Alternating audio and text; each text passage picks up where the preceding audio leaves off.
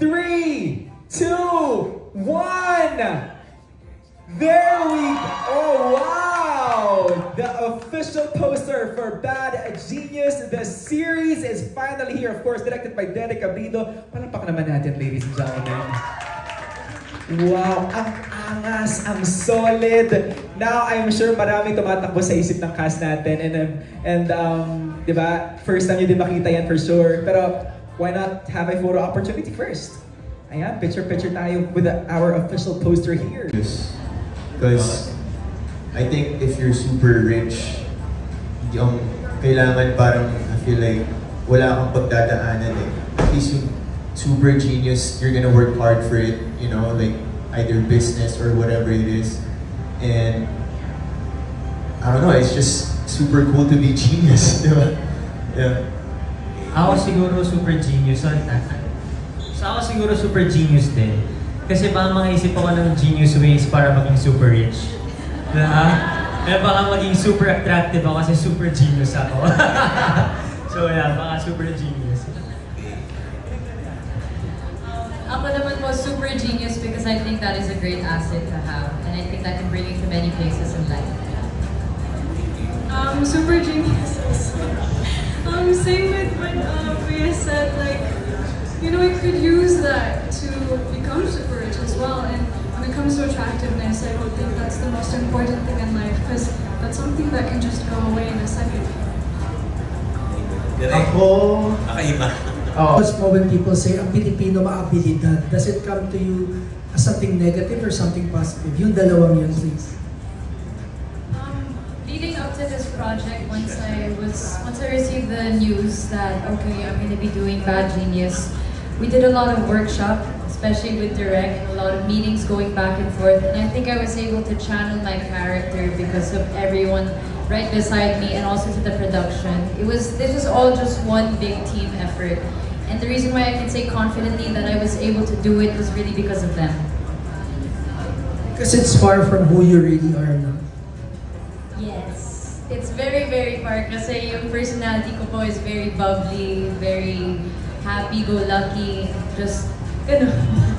And yung second and last question ko, yung pag sinasabing ang Pilipino maabilidad, does it come to you as something negative or positive? Pwede po ulitin yan sa... Pag sinasabi nila ang Pilipino maabilidad, does it come to you as something as negative or positive? And why? Positive, because I think we can do anything we put our mind to. Thank you. Tasha was super sweet and smiley, and I really felt such a warm energy from her. And then until the end, same thing. She's so chill, she's so cool, very genuine. I think the first time I met her was sa workshop. I don't know if bagong gising ka nun, so medyo quiet or medyo very shy. But my last impression, she's very energetic, bubbly, super nice. Siya yung energy ball namin sa taping eh. So, yeah. Parang wala. Kasi growing up, I was a very nerdy kid, was very strict sa school ko, very tedious sa studies at sa after-school activities. So, wala naman. Ito yung question na hindi lang sa school even dun sa luwa, little things na kumupit, parang ganun, or may mga bagay na sukle, parang ganun. Not just on the school, parang ganun. Para may idea rin. Kung hindi naman sa school, siguro po sa games, mahilig din ako mag-video games. So, noon I would Google the cheat codes kung paano. Pero hanggang doon lang. Ako same. Dati sa PSP, nung bata pa ako, uso dati GTA sa PSP, di ba? So may mga cheat codes yan. Yun lang naman. Kasi if sa school naman, parang you try na find shortcut ways, pero not to the point na you do cheating from it. Parang minsan hindi mo nababasahin yung buong lesson. Hanapin mo na yung mismong sagot eh, di ba? Pero hindi mo siya syempre gagamitin sa actual exam. Parang you find shortcut ways lang, parang mapabilis lang yung pag-aaral mo. Pero yun, in other ways siguro yung sa PSP nga, tama, sa games. I think we already answered this last story. Pero looking back, I think I did when I was in elementary.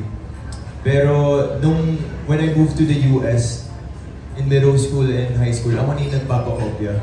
Kasi I was, that's how I made friends nung una. Because I was like in the parang nerdy group. I really like math. And then, yeah, I think, normal naman for being a student. Like, you know, if you wanted to make friends back then, and then, pakopya. Kahit yung mga homework lang. Pero sa test, no.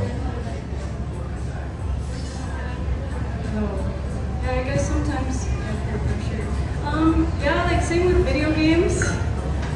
Sometimes, okay, look, I make effort, okay? I will make an effort, I will try as much as I can. When it comes to like an hour or hours later and I just cannot figure it out, sometimes I'll look it up online. I give a walkthrough, I play the walkthrough sa YouTube. Thank you. Last na nakita. He would attack it or how he would envision this scene, and we would collab together where he made sure that I was still able to experience it myself. So he wasn't trying to control me in terms of ganito, dapat ganito. It was more of guidance just to make sure na dapat you have fun and you learn along the way. That was always a goal. Thank you. And to the other cast, kay Gab, kay Haya, and kay Jai, you're doing 2 shows sa Viva One. So any adjustments? Halos sabay, di ba? Or nag-overlap ba? Nag-overlap. Hindi naman. Nag-overlap from, may mga times kasi hindi rin masyado marami yung tapings namin sa AOTD.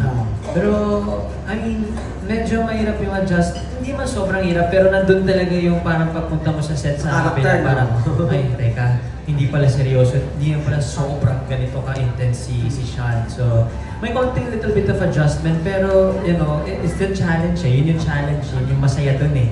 Na pupunta ka sa isang trabaho mo, ito yung ginagawa mo, tapos sa kabila isa. So yun yung challenge, but you just have to handle it really well kasi baka malito ka na, maguluhan ka na sa end of the day. Pero ako, yun yung gustong-gusto ko talaga na pupunta ka sa isang trabaho mo, ito yung ginagawa mo, tapos ito.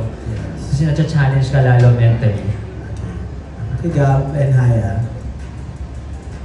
Yeah, like what Jai said, it was being Bat really made me go out of my comfort zone. Kasi ibang-iba siya kay Sevi, is like really 180 degree. Sevi, syempre, hindi yun Englishero, Tagalog lang. Ito si Pat came from a mayaman na family. But yeah, I really enjoyed it. That's part of being an actor. I always wanted to learn more about being an actor, and thankfully na nag-guide kami nila Direk and yung mga prod. Thank you. And Haya? Any adjustments, if any? For me, I've been able to just fully focus on my character in this show because so far I haven't had any taping days sa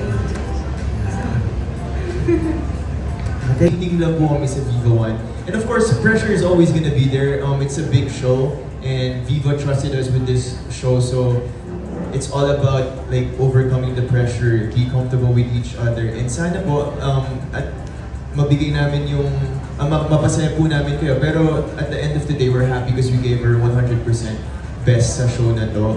And actually, we're really happy na successful po yung mga ginagawa ng Viva One kasi that means more project po yun. Yes, the beautiful thing is that every show is about something. It has something different. It offers something new, something different, something unique. And it's fun because, you know, it makes everyone happy. And if someone's feeling Thriller, they'll watch Thriller. If they want to feel like happy, sad, they can, you know, go into other shows. Every show has a different story and has a different message. Direct.